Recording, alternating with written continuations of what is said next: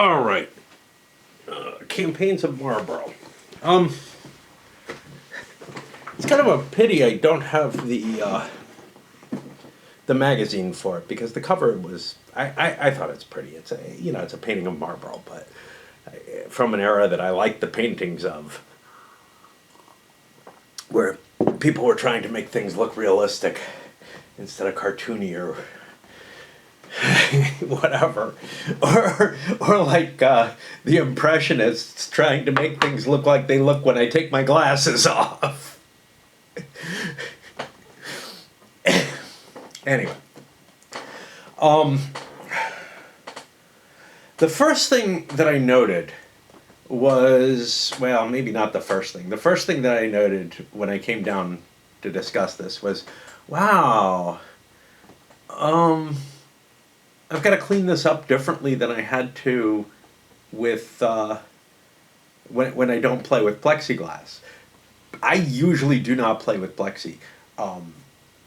It's a requirement for this game, and we'll get to that in a moment, but or pretty damn close to one.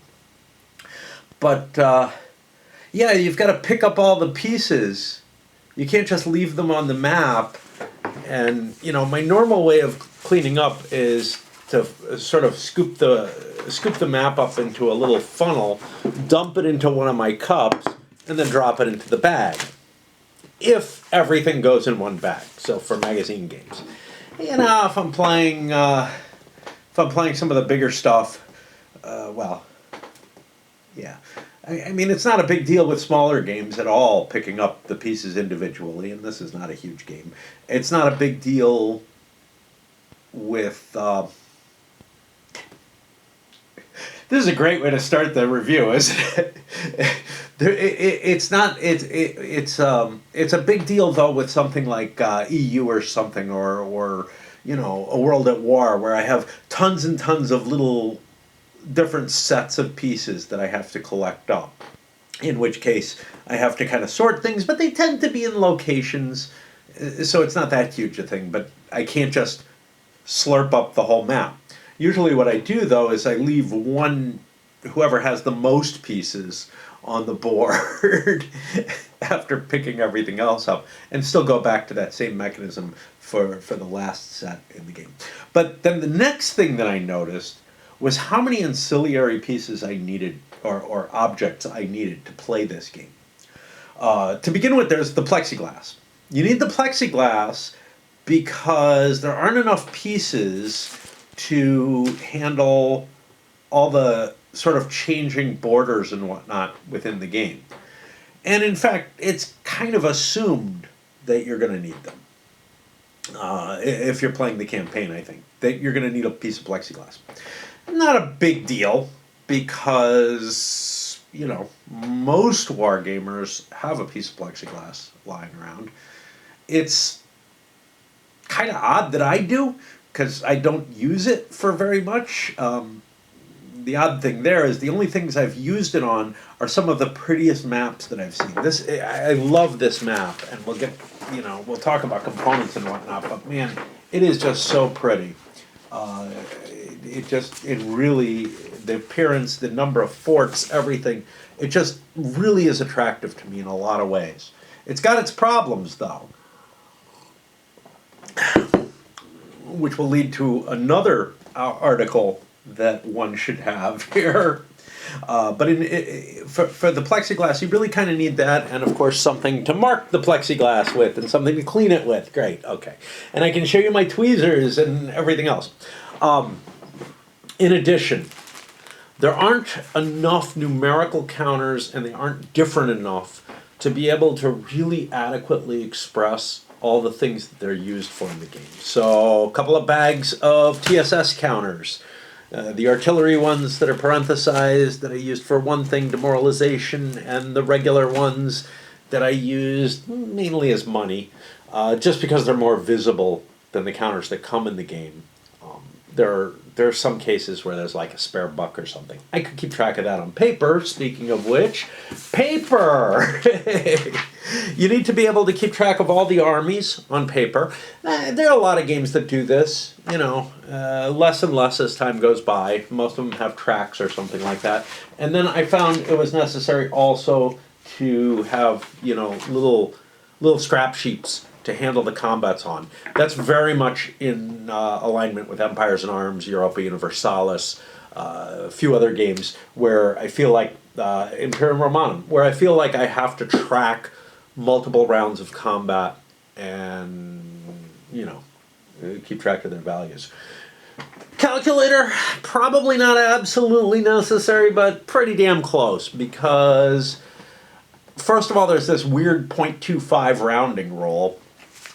And then you have to compare the actual percentages, at least the way I played it, to determine who gets demoralized and how long they're demoralized for. Figuring out if something's 29% or 30%, it's not really that trivial to do. So I felt a lot more comfortable with a calculator than otherwise. Obviously, paper. With the paper, you're going to need some kind of pencil, eraser, if you use that. A couple of cups for the leader draws. I'm used to that. But again, there's just so many different pieces that are needed here. The errata, which is absolutely insufficient. My reading glasses, which were not sufficient. And this was the other thing I wanted to bring up. So, up in this corner of the map, up here, there is an indication of where everything, who's where at the start of each scenario. There's a few problems with this particular part of the map. One of them is that it doesn't actually reflect everything that's on the other map, and that it's a little off. That took a lot of effort to try to figure out. Instead of reading glasses, I would suggest a pretty powerful magnifying glass. It is unreadable as it stands.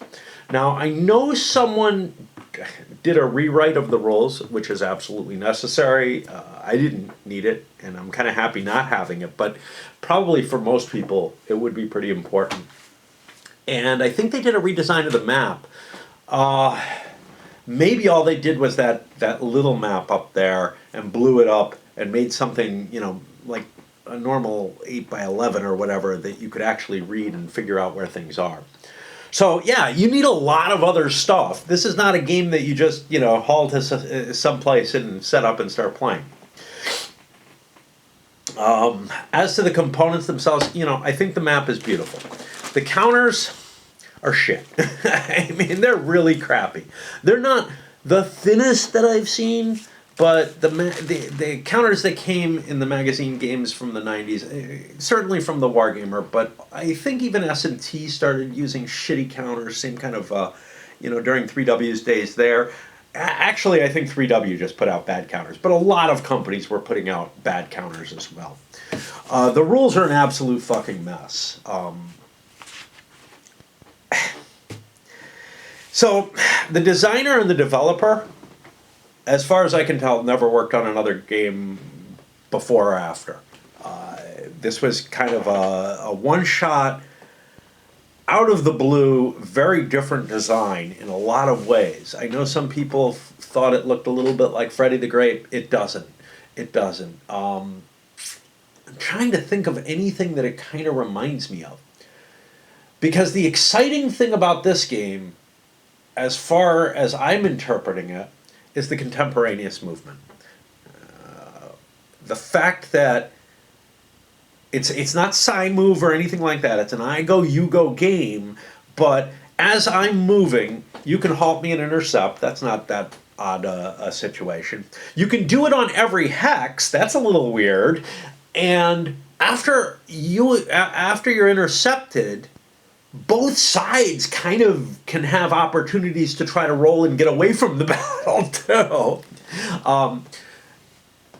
It does create a few weird little logical oddities in it, which is that, like, if it's your turn, someone may not want to, and they can only intercept you as the non-phasing player, someone may not want to intercept because you have another army nearby which is also mobile, and so you're able to like create threats during the course of your turn, but they may know that you can't, that they've got the jump on you or whatever. So that's really at the heart of what's kind of funky about this game. Another thing is the way supply works. Most of the game is about sieging fortresses, but quite often you want to get the military advantage in a theater or in a portion of the theater, whatever, however you want to put it. I look at them as separate theaters in this game, although they're all on the same map, whatever. And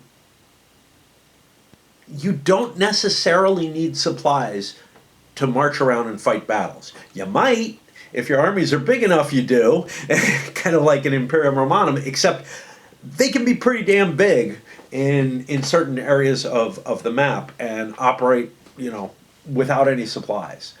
And if they're in poorer areas, they're still going to have to be smaller, even with supplies. But in the end, you're going to need to stay close to your supply lines when you're doing siege work and when you're trying to take more territory, as it were.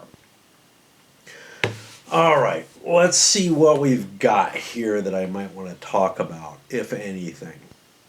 So with the supplies, both players on their turn, what they do is they set.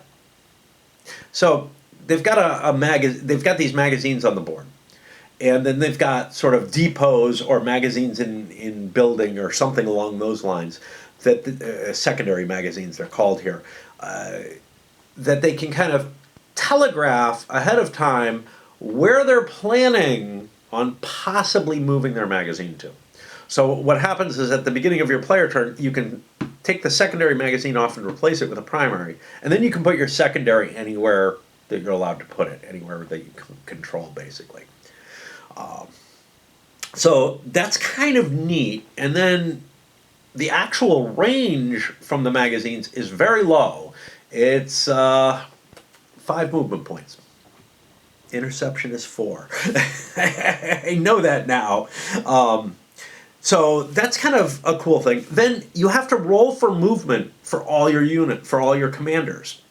And based on one of their 2 command ratings, they have basically one that's how much initiative they have, and one that's how good they are in combat. This is a good combination of values used in other games, like Freddy the Great. But your chance of moving, even with pretty decent leaders, isn't all that great. It's not terrible. It's like better than 50-50 usually. But quite often you're finding yourself handicapped, not able to move a unit. Now, you are able to move your full movement allowance. There's an optional rule for forced marching. I never used it. It's very heavy penalties for using it. Heavier than being out of supply, for example. Well, I don't know. Depends on what's going on, but it's pretty damn heavy. You're going to run something between 10 and 60% losses if you force march. That's pretty damn bad. That's if I recall correctly. Okay.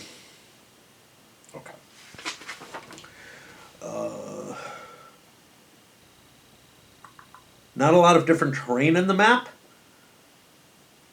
It costs you movement points to to start a combat situation.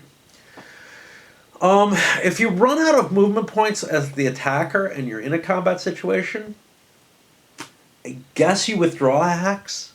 Normally, you'd be paying movement points out of a future turn to do that. So it's kind of weird, but like you could be in a situation where you can't pay to continue the fight, but you also can't pay to leave. Maybe you have to save your last point. Maybe you have to use your last point to leave. Sometimes I'm pretty sure that I screwed up the movement point allowances while I was playing. Leaders have a fairly heavy impact on combat, but there's a lot of luck on combat itself because you are rolling on the combat result table. By the way, not all the charts listed in the rules are in the game, and there is one that has been, I think, replaced in the rules, sort of, with something that doesn't work. There are things that just do not work in this game properly. But yeah, you've got a variance between like 5 and 30%, well, 5 and 25% on an unmodified die roll. Now, leaders in general are either like 0 or +1 bonus. So you're not gonna get big swings off of most of the leaders, but there are a couple of very good leaders. Eugen, Marlborough, Villar, they're all really, really decent leaders. So the Elector of Bavaria, who I'm trying to remember who he is now. I want to say Maximilian, but I'm not sure. Anyway.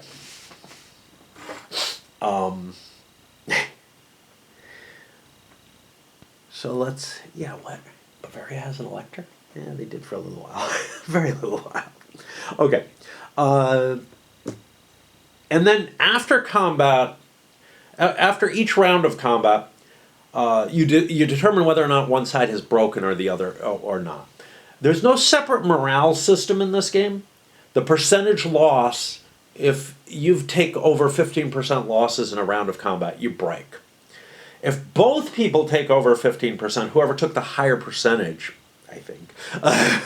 Again, the rules aren't all that great and all that specific, but the examples kind of fill it in, and that's, I think, what the rewrite tries to do to a large extent. It also tries to put some order on the rules, because the rules have shit interspersed in places you would not expect it. It's really hard to find things that you want. But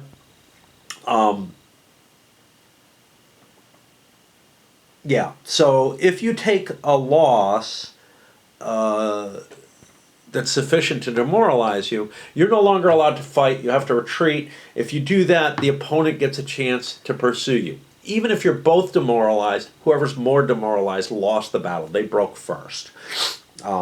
There's the concepts of terrain lines. This is a really kind of cute and clever concept. I don't know if the game handles it as well as it might. But basically, if you're trying to cross a river line, because the game's based on this sort of interactive, contemporaneous movement, right? And not like I move a piece, you move a piece, or anything like that. Nothing like that. Nothing pulsed. Nothing along those lines. No. If I move up onto a river line or a fortified line, the reacting player has an opportunity to react. But then I have an opportunity to try to penetrate that line and, negate it, essentially. Negate the river, negate the fortified line. I don't think you can do that you can't do that with major rivers. I may have thought you could at one point or another. I never tried it because the costs of failure, if you end up going across a major river, are just too high. Your forces, you have 1/4 of your force for the first round of combat, which almost certainly means that you will lose against anything like equal sides of stuff.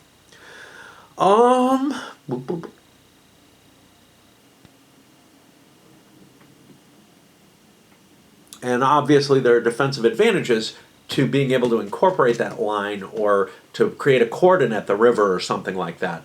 And those are factored into your chances of the combat, which are pretty nice. The siege itself is, again, a little random table.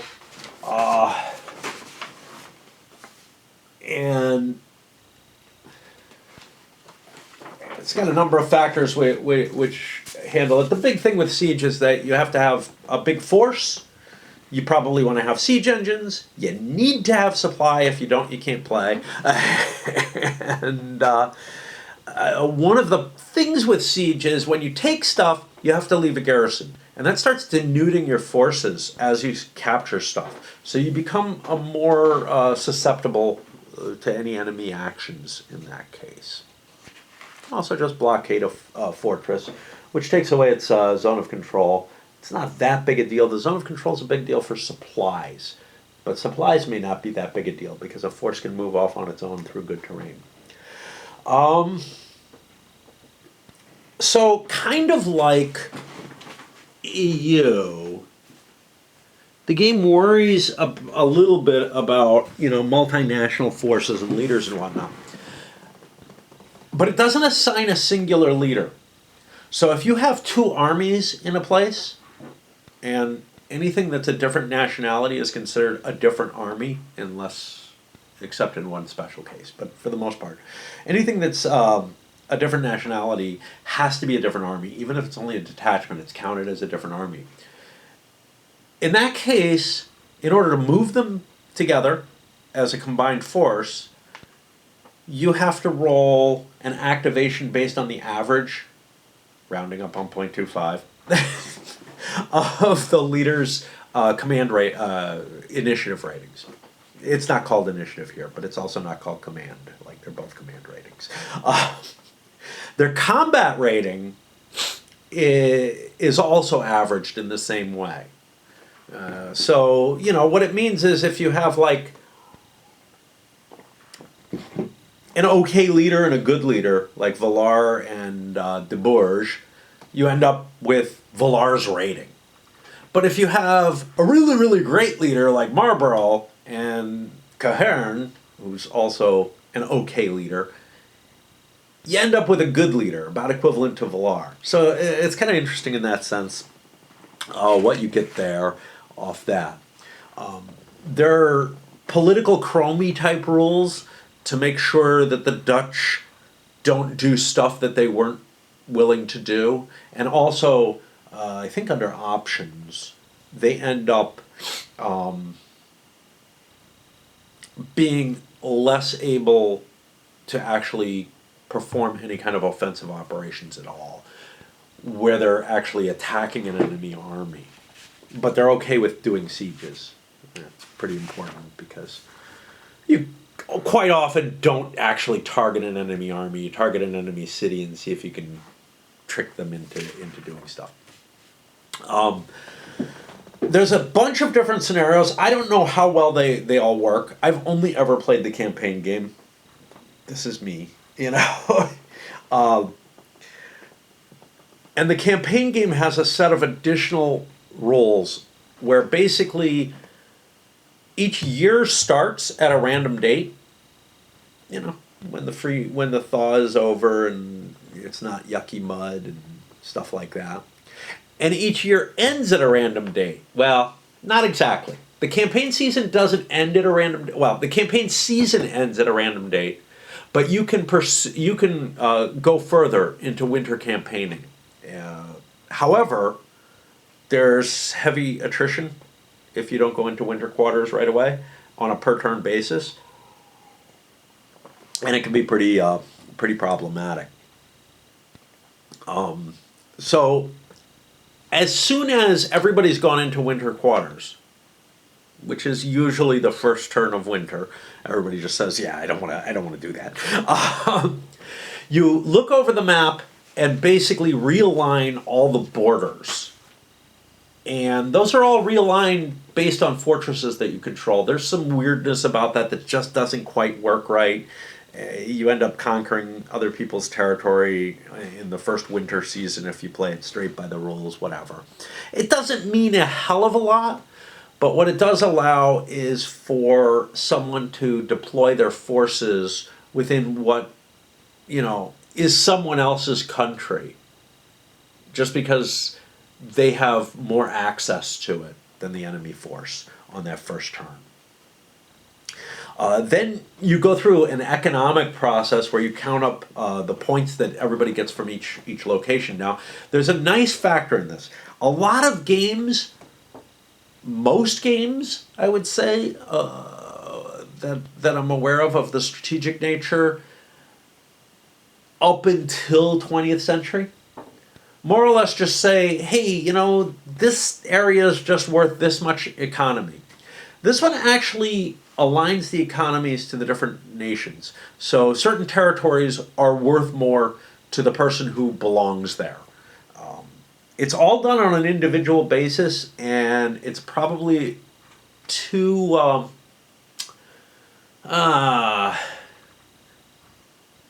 too micromanaged, essentially. I don't have the right term in my mind right now. But it's basically just too detailed to even be necessarily believable, as opposed to some of the 20th century games, which will say something like, well, this nation, like Hungary, say, has a value of 20 points, but it has 10 points if it's conquered, But if you look at things, other games that have multi-year situations, Napoleonic stuff and whatnot, the entire economy swings over with no problem.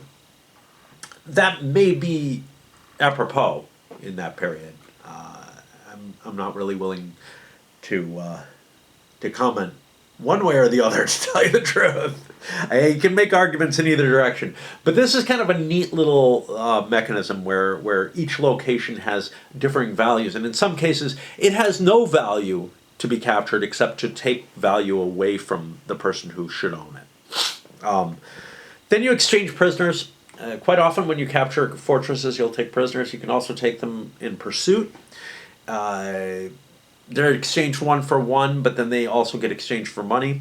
And then you have to pay for the troops that you have left,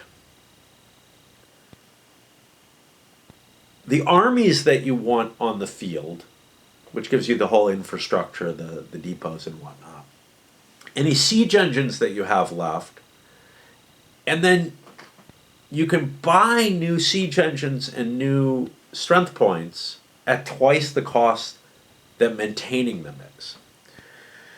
Which creates some kind of interesting situations. Notably, what I found was that the economy, the fact that it's just this 2-to-1 purchase versus not, and the fact that there's a lot of troops on the board in these fortresses that are not, you didn't pay for, and you don't pay any maintenance for or anything. And if they're released as captured forces, they can actually mean that your enemy will have more troops than they can pay for. This isn't that big a deal. They can discard them in that case. And they don't I'm guessing, although I don't know if it's specified, I think it may actually say you have to maintain all your forces. That would be problematic. You should be able to, existing SP must be maintained before new ones are raised. Armies and siege trains can be freely raised and disbanded. Okay. I would say you shouldn't be restricted from buying new armies, and I think that's what they're trying to say there, and probably not from buying new siege trains, and certainly not maintaining. That would cost your normal thing. But I ran into such a situation where the French had lost enough fortresses that they actually couldn't afford their whole army, and they were already pretty badly outnumbered, and Paris was pretty badly threatened, and I just said, you know what, I'm not going to play out the last turn. I was close to the edge on it before I hit that point. You can. You can just discard some forces as long as you're not paying $2 per to build new ones, which why would you do that? It wouldn't even make sense. So I don't know why there has to be a rule for that, but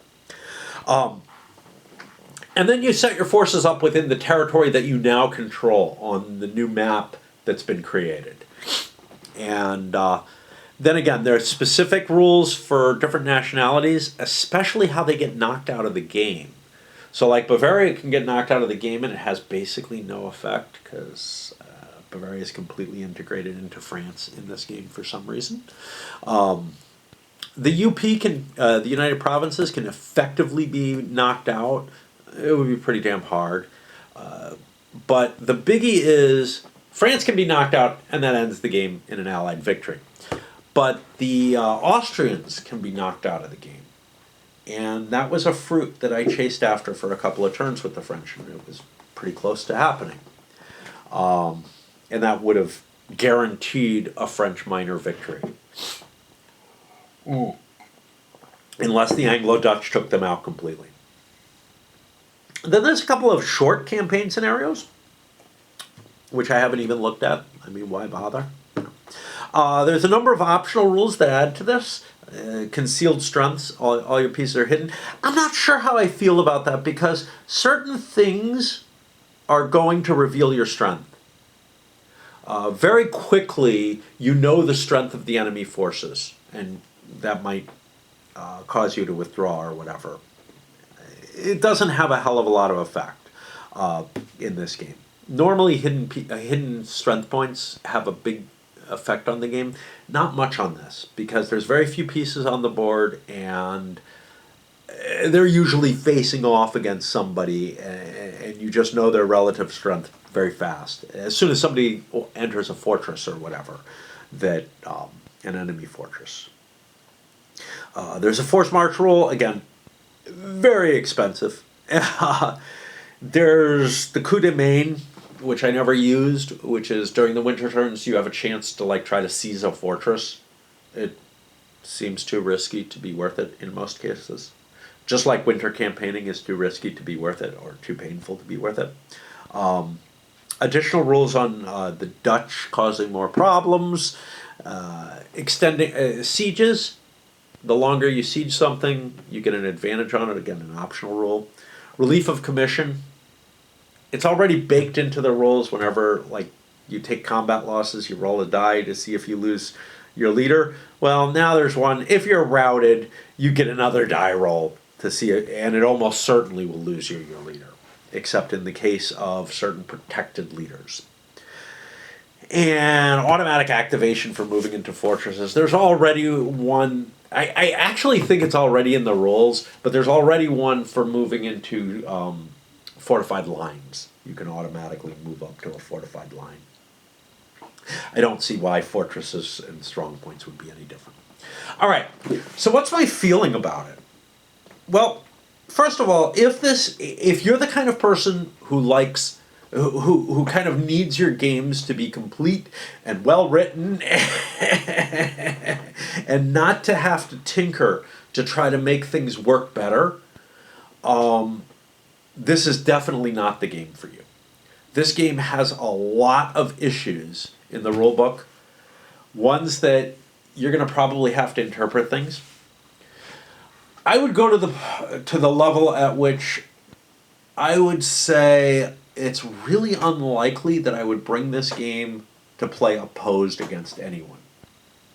Which is kind of a pity, because there's some neat aspects of it.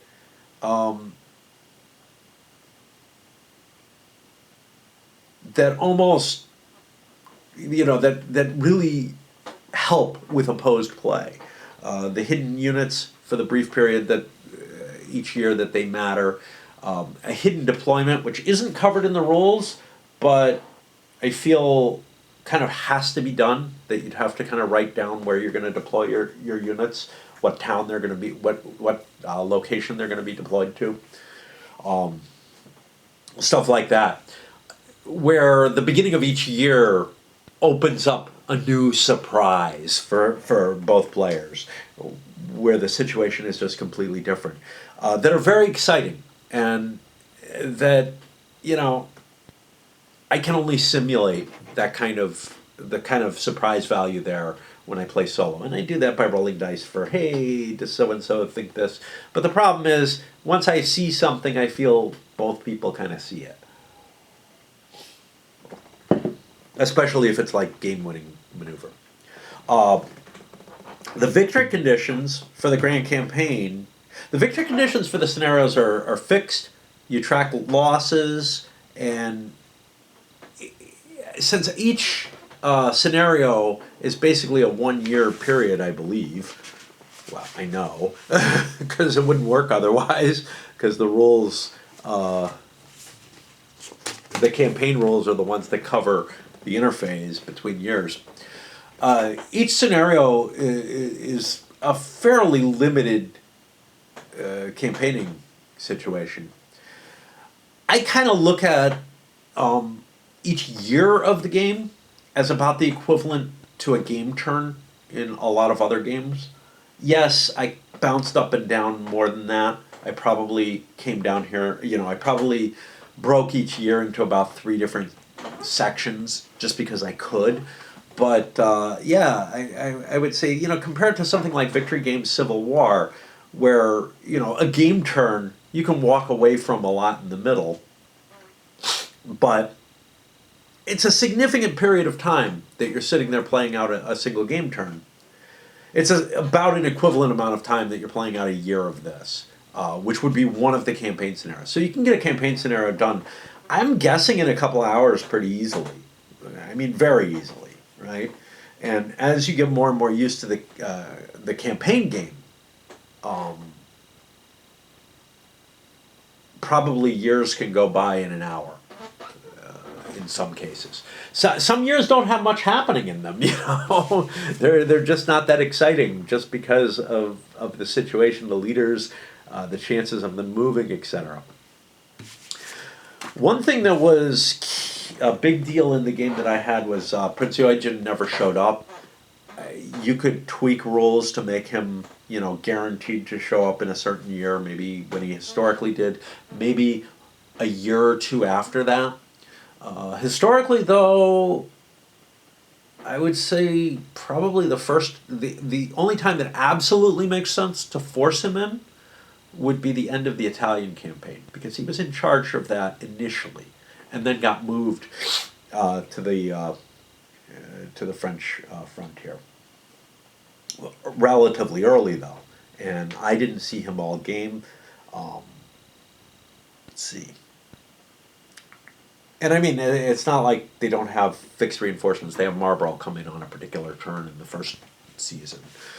So, there would be no problem with tweaking stuff like that. But there's a fair amount of this that you might feel that you need to fiddle around with to make the game kind of work right. And there's some stuff that's pretty ambiguous or just seems wrong. There's at least one example of stuff that seems just wrong, which has to do with the penetration of lines, that I'm just like, yeah, that's not the way it should work. I like this more than a lot of games, more than a lot of magazine games. It's the only 3W game that I can think of offhand, and I don't have a hell of a lot of them. I've played a couple more than I have, that I kind of say, yeah, I actually really like this one. This is a very clever idea behind this game. The implementation is so shoddy, and the work. I don't think the company, given that they have a developer who never worked on anything else, who's not credited on any other games, I would kind of say, I get the feeling that like a pair of people who knew each other came up with this, and that the company didn't provide a lot of support. And maybe they looked at it and said, it's really clever, but I don't know what to do with it. It's kind of weird, right? Like nowadays, so many games come out that are so innovative.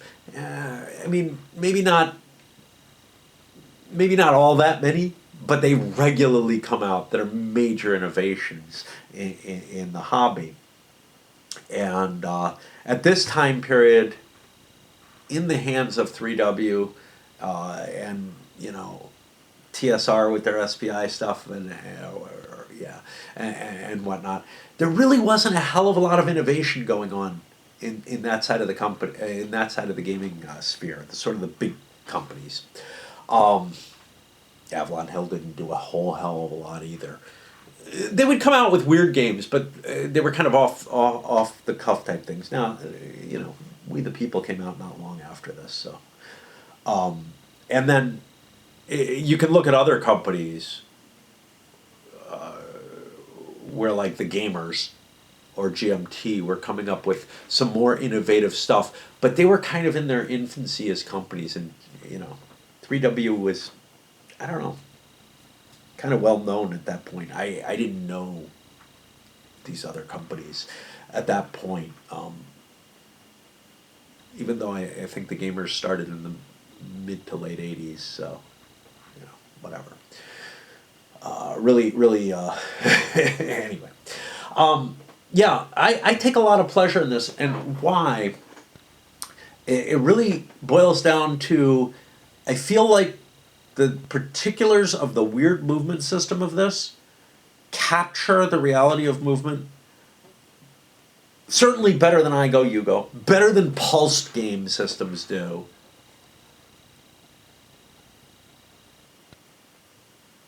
The question, Frederick the Great is basically a weird kind of interleaved I Go, You Go. I had to look at the rules to make sure, because somebody thought that this seemed the same. No, it's not.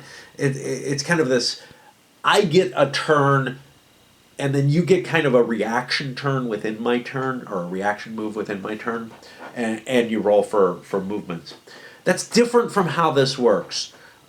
Here, the reaction moves are really based on the enemy moving into hexes where you have reaction zones, essentially. And those are all, right, the zones of control interfere with those. So, like, if I'm moving around behind my fortresses, you can't fuck with me. And with the amount of fortresses up in the Netherlands, that's really interesting.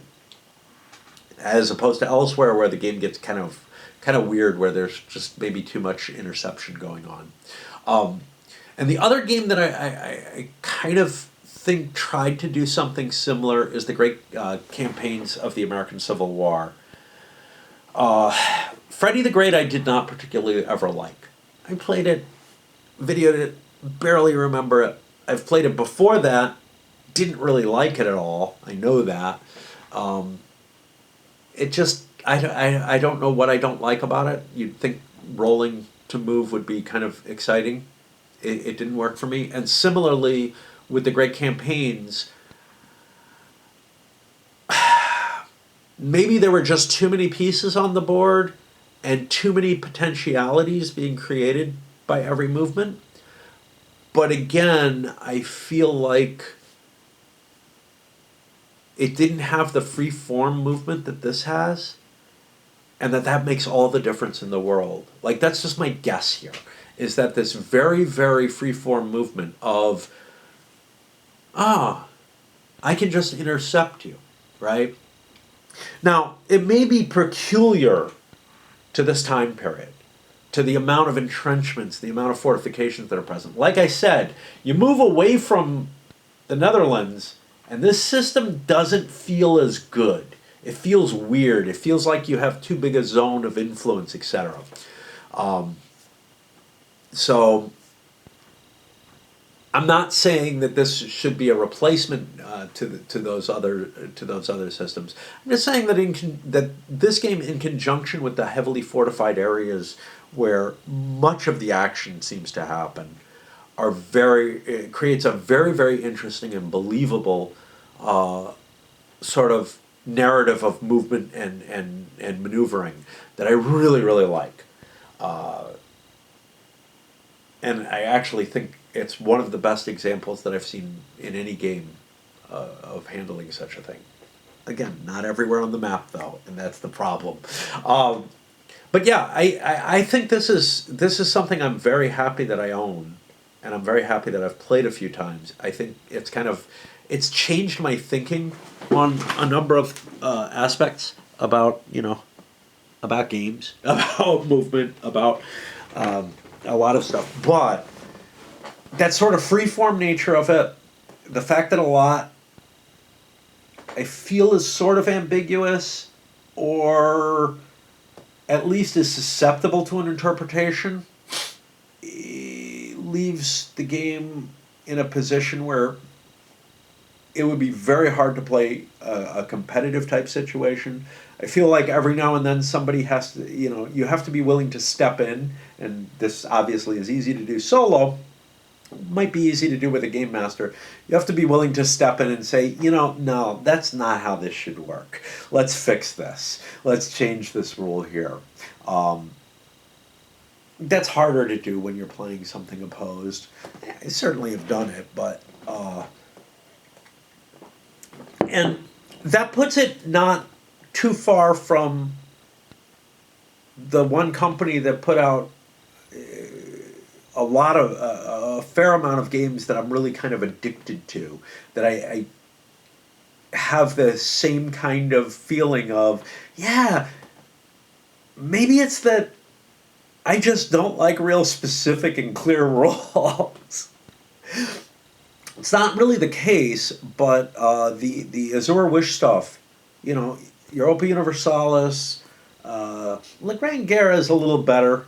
I feel like most of that I got nailed down with the questions that I asked the secondary designer or developer or whatever. And La Révolution Française. All three of them,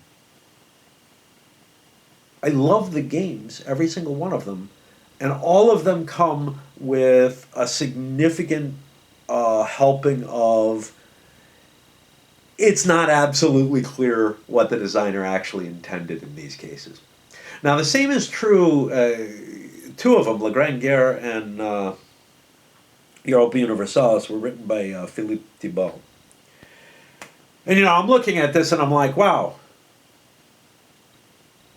Game designer produces two games. They are two of my favorite games of all time. So I picked up his most recent Invasions.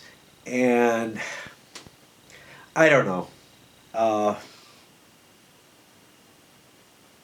It's not as rich as those other two were. That's part of it. But it's just as sort of messy and incomplete. And honestly, another game, and one that reminds me more of Invasions, is Hispania, which also has very messy and problematic rules, and the game just kind of doesn't work. And that's kind of the problem with all of the Thibault designs. They just kind of don't work. Like, the victory points don't work correctly. They're not balanced games at all. There's lots of stuff that, I don't know, just lots of weird positions in it. But anyway,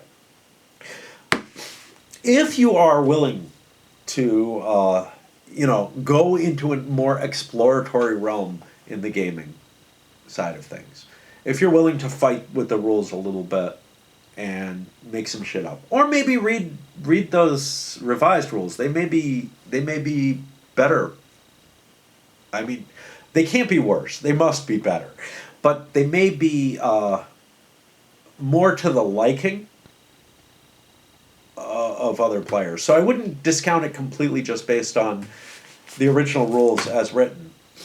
I'm assuming that somebody came up with a playable and relatively well-defined game out of this.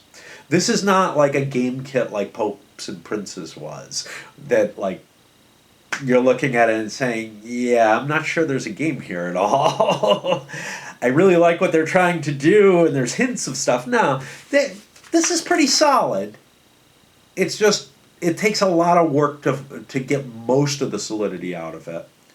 And then once you have that, there's still going to be a couple of places where maybe you have to make some decision there. But yeah, I mean, I probably rated an 8 for enjoyment and drop it a point for because I think I gave it a 7 for how hideous the rules are and how problematic. And then the components don't help either. The map is beautiful. The tiny map is unusable as it is. The counters are just not pleasant to play with, particularly. And I feel like a little bit more should be added to the game. I mentioned this in the wrap, and at other points perhaps, which is the leader rule. The leader rules are just not quite good enough. I don't mind the command and the initiative and combat values. I think that works pretty well. There's the fuck up with the penetrating lines. There's no question there.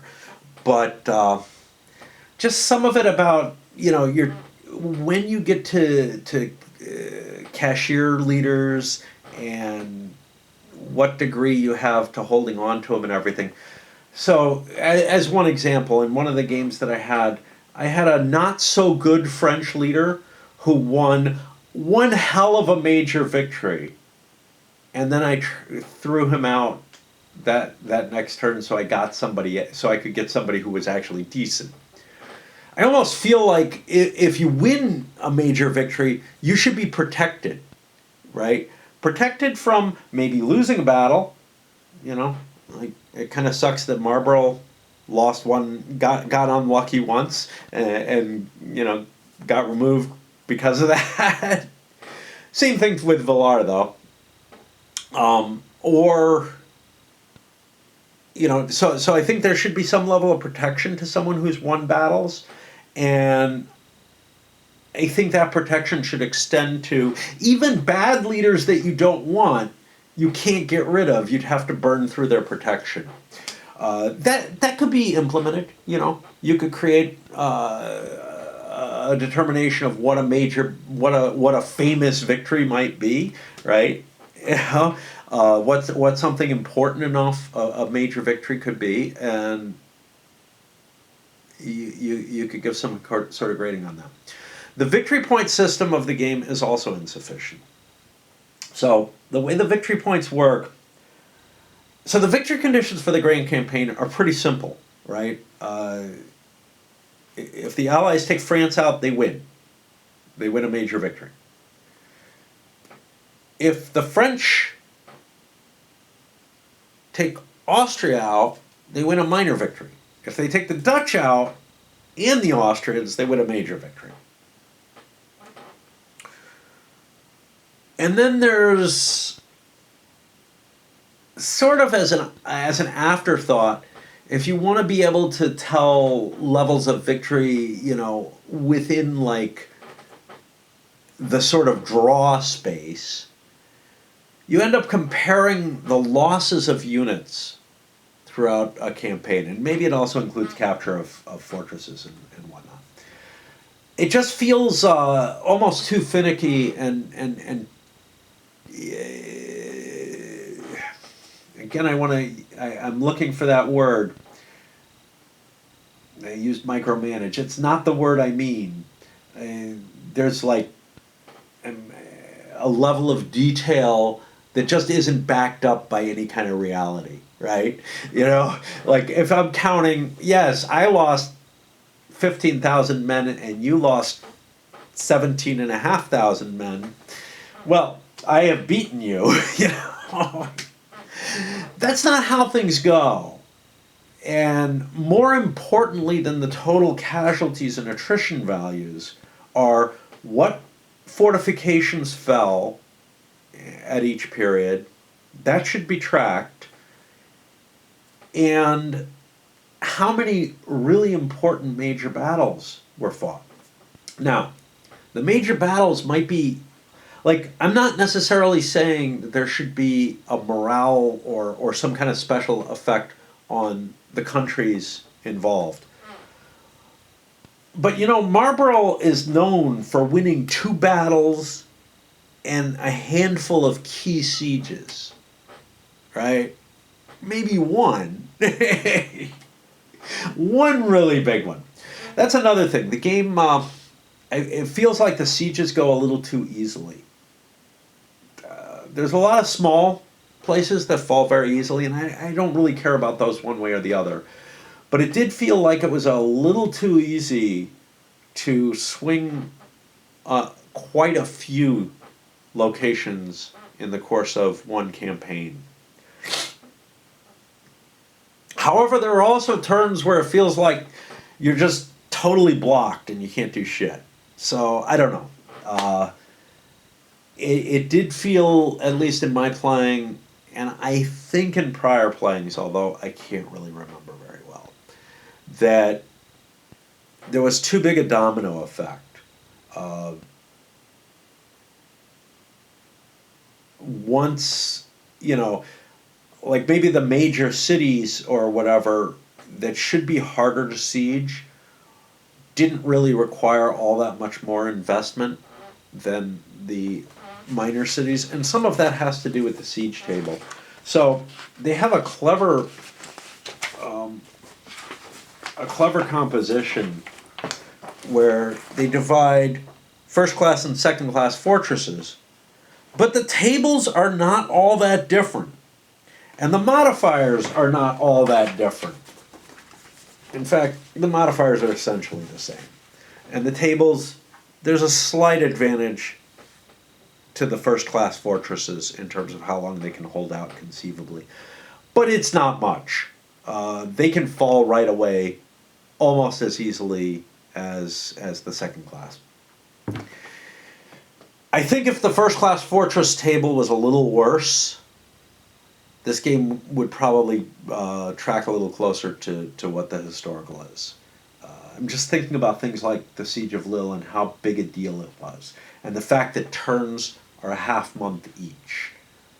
It feels like the game allows those big fortresses to fall a little too easily. Anyway, that's the review. It's an interesting game. And I think well worth, if you can get it for a couple bucks or whatever. It's not worth a hell of a lot more, because what the hell, it's 3W, man.